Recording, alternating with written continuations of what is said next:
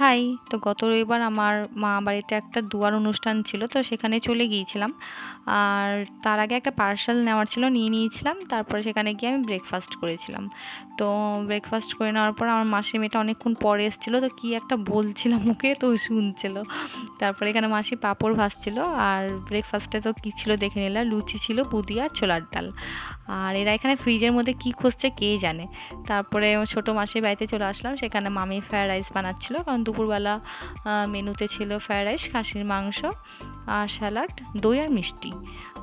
তো সেখানটাতে গিয়ে দেখলাম, তারপরে দেখছি দুয়া করতে চলে এসেছিলো, তো দুয়া করার পর আমরা খেতে বসে গেছিলাম। খিদে পেয়েছিল আর টাইমও হয়ে গেছিলো, প্রায় 2টো বাজছিল। তারপরে এখানে এরা গল্প করছিল, শুনছিলাম বসে বসে। তারপর আমার জামাইবাবু চলে এসেছিলো আর আমার মামা এখানে কী কথা বলছিল, হাসাহাসি হচ্ছিল।